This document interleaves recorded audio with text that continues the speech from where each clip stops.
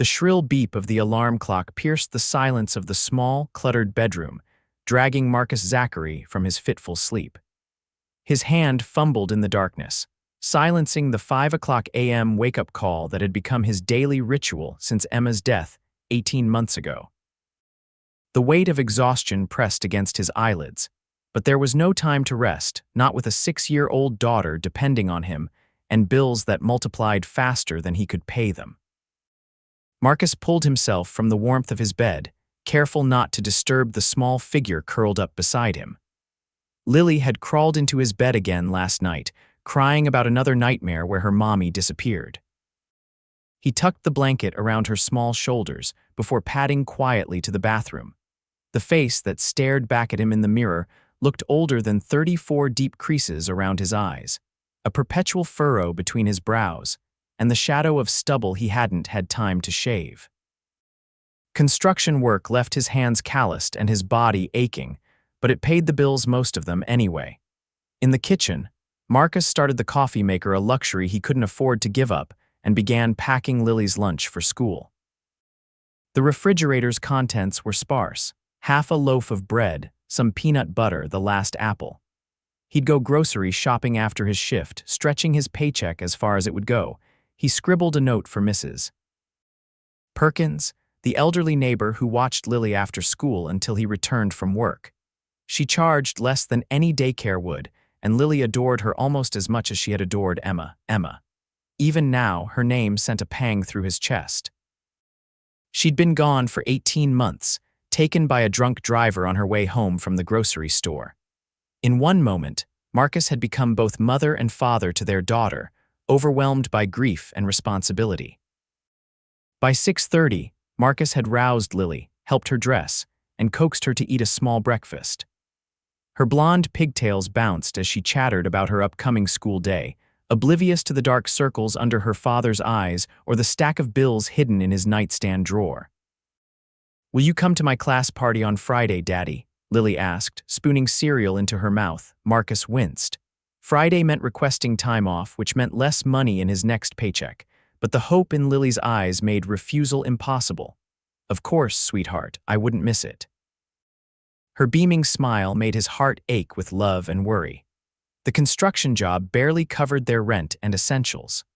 The medical bills from Emma's final days loomed over them, along with the mortgage on a house they'd once dreamed of buying.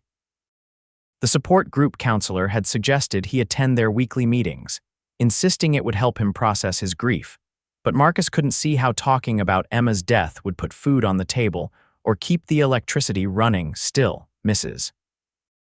Perkins had offered to watch Lily tonight so he could attend, and after months of her gentle prodding, Marcus had finally agreed. What did he have to lose? The day passed in a blur of physical labor, sweat soaking through his shirt despite the cool autumn air. By the time he showered and changed at home, the exhaustion had settled deep in his bones. He almost called Mrs. Perkins to cancel, but the memory of his promise kept him from reaching for the phone. The community center was only a 15-minute drive from his apartment.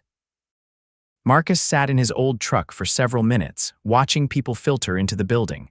They looked ordinary, some dressed nicely, others in casual clothes, but all carried the invisible weight of loss. His people, though he'd never wanted to be part of such a club. The meeting room was arranged with chairs in a circle, a table with coffee and cookies in the corner. Marcus took a seat near the door, an easy escape route if the emotions became too overwhelming. The group facilitator, a kind-faced woman named Deanna, welcomed everyone and explained the format for newcomers. "We're not here to fix each other," she said gently. "We're here to walk alongside one another in our grief journeys." Marcus resisted the urge to roll his eyes at the phrase grief journey. His journey consisted of working himself to exhaustion, caring for Lily, and falling into bed each night too tired to even dream. People began sharing their stories: a husband who'd lost his wife to cancer, a woman whose husband died of a heart attack, a young man whose partner was killed in military service. Marcus listened, surprised by the raw honesty in the room. When Deanna's gaze fell on him, he shifted uncomfortably. "I'm Marcus," he said. My wife Emma died 18 months ago, drunk driver. The words felt inadequate, but they were all he could manage. Thank you for sharing, Marcus, Deanna replied. We're glad you're here. As the meeting continued, Marcus noticed a woman sitting across the circle. She'd been quiet throughout the session, her dark hair falling in soft waves around her face. When she finally spoke, her voice was clear and steady. I'm Jillian. My husband Robert died 3 years ago, cancer. She paused, took a deep breath. Some days are still impossible, but I'm learning to live with the emptiness. Something in her words resonated with Marcus. Not the polished phrases of someone moving on, but the honest admission of the void that never truly filled. When their eyes met briefly across the circle, he felt a strange connection, a recognition of shared pain. After the meeting, people lingered over coffee and cookies, forming small conversation groups. Marcus intended to slip out quietly, but Lily's handmade bracelet caught on his jacket zipper. As he struggled to untangle it, a voice spoke beside him. Need some help with that? It was Jillian, her dark eyes kind but not pitying. Thanks, Marcus said, surrendering his wrist to her nimble fingers. My daughter made this for me. I'd hate to break it. Jillian worked carefully, freeing the colorful beads from the zipper's teeth. How old is your daughter? Lily's 6. She's with my neighbor tonight. Jillian smiled, revealing a dimple in her right cheek. That's a tough age to lose a mom. You're doing a brave thing coming here.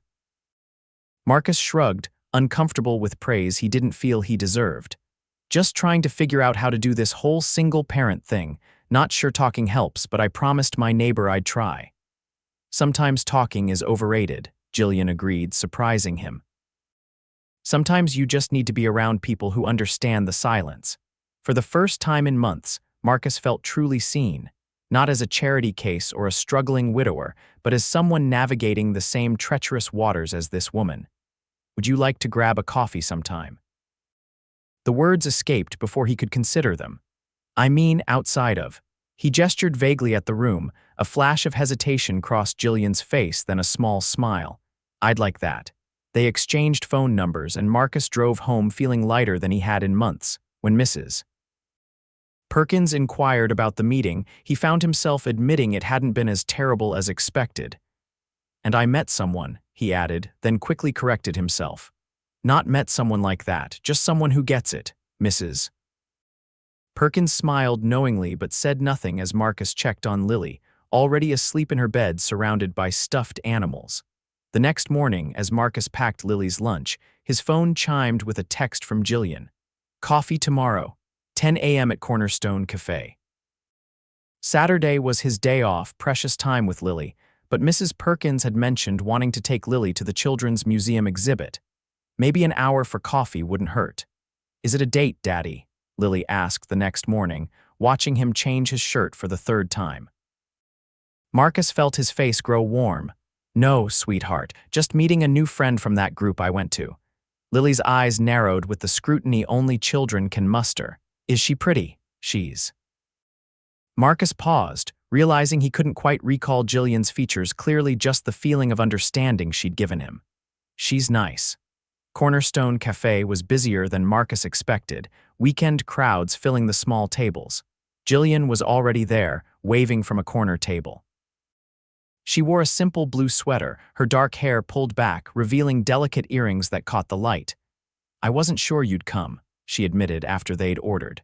Saturday mornings are precious when you have kids. Lily's at the museum with my neighbor.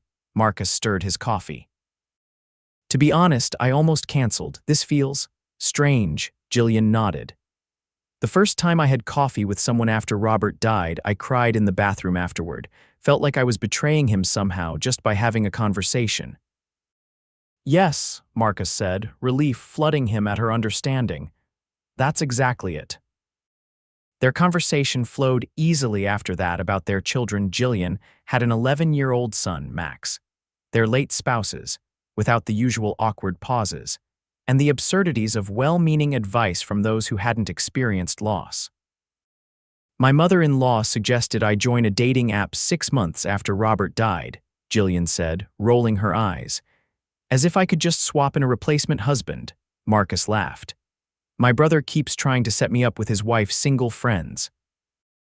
I think he's tired of me being the depressing one at family gatherings. What Marcus had intended to be a quick coffee stretched to nearly 2 hours. He learned that Jillian worked as a financial consultant, that she loved mystery novels, and that she'd been gradually renovating her house room by room as a way to stay busy. What he didn't learn, what he wouldn't discover, until weeks later, was that the house was actually a sprawling estate in the city's most exclusive neighborhood, or that the financial consulting was managing her late husband's substantial investment portfolio and charitable foundation. Their coffee meetings became a weekly ritual. Sometimes they'd walk in the park afterward, talking about everything and nothing. Marcus found himself looking forward to these conversations, storing up anecdotes about Lily or work to share with Jillian. One Saturday in early December, 3 months after they'd met, Jillian invited Marcus and Lily to join her and Max for ice skating at the outdoor rink downtown. Max needs more male influence in his life, she explained, and I thought it might be nice for our kids to meet.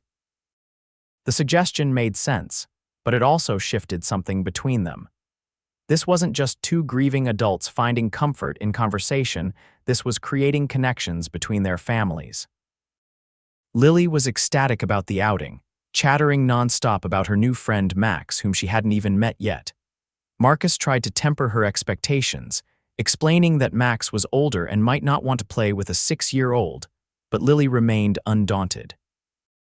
The municipal ice rink was festooned with holiday lights, Christmas music playing over loudspeakers as skaters circled the ice. Marcus spotted Jillian immediately, her red coat bright against the gray December sky.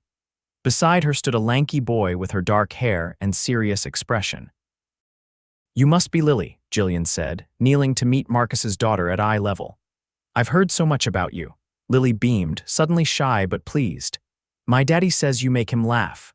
Marcus felt heat rise to his face as Jillian glanced up at him, her eyes dancing with amusement. "Does he now? Well, your daddy makes me laugh too." Max regarded Lily with the cautious assessment of a preteen meeting a much younger child. "Do you know how to skate?" he asked. Lily shook her head. "But Daddy said he'd teach me. He used to play hockey."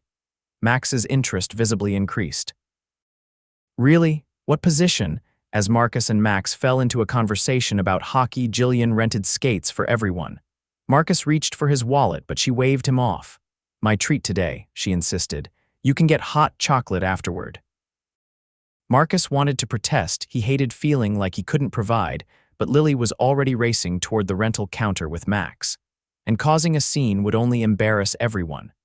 On the ice, Lily proved to be a natural, fearlessly gliding after a patient Max who showed her how to stop and turn. Marcus and Jillian skated behind them, their gloved hands occasionally brushing. "They're getting along better than I expected," Jillian admitted, watching Max demonstrate a backward glide for an admiring Lily. "Max is great with her," Marcus agreed. Not many 11-year-old boys would tolerate a kindergartner tagging along. Jillian's expression softened. "He misses having a family. It's just been the two of us for so long." She hesitated. "We're having a small Christmas party next weekend, just a few friends and their kids.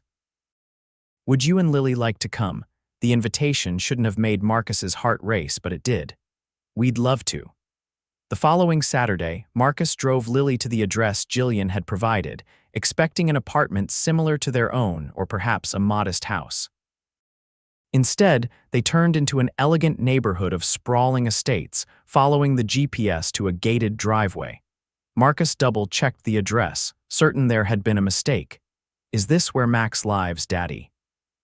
Lily asked, her face pressed against the window as they approached a large, beautifully decorated home with a circular driveway filled with luxury cars. Marcus's stomach clenched. Had he completely misread the situation? Who exactly was Jillian? A uniformed attendant directed him where to park, and Marcus helped Lily from the car, suddenly conscious of their modest clothing and the inexpensive wine he'd brought as a hostess gift. Jillian greeted them at the door, stunning in a simple emerald dress. If she noticed Marcus's discomfort, she didn't show it, ushering them inside where Max immediately claimed Lily for a tour of the enormous Christmas tree in the foyer. "You didn't mention you lived in a palace." Marcus said quietly when the children were out of earshot. Jillian's smile faltered. Does it matter? It might have been nice to know I've been pouring my heart out to. He gestured vaguely at the opulent surroundings. To what? A rich widow. Jillian's voice held a hint of hurt. Is that all I am now? Before Marcus could respond, other guests approached, and Jillian smoothly introduced him as my friend from the support group. The evening continued in a blur of polite conversation, excellent food, and the constant awareness that he didn't belong in this world of wealth and privilege. The children seemed oblivious to the class distinctions, with Lily happily playing with Max and the other kids. Marcus watched her laugh, her face alight with joy, and felt a pang of guilt. How much did she miss out on because of their limited means? As the party wound down, Jillian found him alone in the quieter library, staring out at the snow-covered gardens. "You've been avoiding me," she said, no accusation in her tone. "I've been trying to figure out why you didn't tell me about all this." Marcus gestured to the room around them. Jillian sighed, moving to stand beside him at the window. "Because when we met, you saw me as Jillian, another grieving spouse trying to make sense of a world without her partner, not as Jillian Ziegler, widow of Robert Ziegler, inheritor of the Ziegler financial fortune." She turned to face him. "Do you know how rare that is, to be seen for who you are, not what you have?" Marcus understood suddenly. While he feared being viewed as a charity case, she feared being valued only for her wealth. "I'm sorry," he said. "I just felt blindsided. I should have told you sooner." Jillian's hand brushed his on the windowsill. "But I was afraid it would change things between us, and I've come to value our friendship too much to risk that." Friendship. The word simultaneously comforted and disappointed him. Over the past months, Marcus had begun to feel something more than friendship for Jillian, but he'd buried those feelings beneath practical concerns. It was too soon after Emma. Lily needed stability. He had nothing to offer a woman like Jillian. "It doesn't change how I see you," Marcus finally said, "but it does make me wonder what you see in me, a struggling construction worker who can barely make ends meet." Jillian's eyes softened. "I see a man who works himself to exhaustion for his daughter, who carries his grief without letting it crush him, who made me laugh for the first time in years." Her voice dropped to a whisper. "Who makes me feel less alone." The honesty in her words made Marcus's throat tight. Before he could respond, Lily burst into the room, excited to show him the gingerbread house she'd helped decorate. The moment passed, but something had shifted between them. As they left that night, Jillian hugged him goodbye, her touch lingering longer than usual. "Merry Christmas, Marcus," she murmured. In the days that followed, Marcus wrestled with his feelings. The financial gulf between them seemed insurmountable. What could he possibly offer someone like Jillian? Yet he couldn't deny the connection they shared. The way conversations with her had become the brightest part of his weeks. On Christmas Eve, after Lily had finally fallen asleep in eager anticipation of Santa's arrival, Marcus's phone chimed with a text from Jillian. "Merry Christmas. I miss our talks." 3 simple words, "I miss you," that said everything about how he'd been avoiding her since the party. Marcus typed back, "I miss you too. Can we talk after the holidays?" Her response came quickly. "My door is always open." Christmas Day brought Lily's delight at the few presents Marcus had managed to provide, along with a surprise delivery of beautiful art set with a note signed from Santa's helper Jay. Marcus should have been annoyed at the extravagance, but seeing Lily's joy made it impossible to hold onto his pride. 2 days after Christmas, Marcus drove to Jillian's house, having arranged for Mrs. Perkins to watch Lily. The same uniformed attendant recognized him, waving him through the gate with a friendly smile that somehow made the grand estate seem less intimidating. Jillian answered the door herself, dressed casually in jeans and a sweater, her hair loose around her shoulders. "I'm glad you came," she said, leading him to a cozy sitting room far different from the formal spaces he'd seen at the party. A fire crackled in the hearth, and comfortable furniture invited relaxation rather than impressed visitors. "I've been thinking about what you said," Marcus began once they were seated. "About seeing each other for who we are." Jillian nodded, waiting for him to continue. "The truth is, I've been hiding behind excuses. It's too soon after Emma. Lily needs stability, the money difference between us." Marcus took a deep breath. But the real reason I've been holding back is that I'm scared, not just of being hurt again, but of being happy again. Like I'm betraying Emma's memory by moving forward. I understand, Jillian said softly. For the longest time, I felt like loving someone new would mean loving Robert less, but that's not how love works, is it? It's not a finite resource. No, it's not. Marcus met her gaze. And whatever this is between us, friendship or something more, I don't want to lose it because I'm too afraid to acknowledge it. Jillian's smile was gentle. What are you saying, Marcus? I'm saying I'd like to take you to dinner. A real date, just the two of us. I'd like that very much. Their first official date was at a modest Italian restaurant, Marcus's choice, and Jillian respected his need to take her somewhere he could afford. The conversation flowed as easily as it always had, but with a new undercurrent of possibility between them.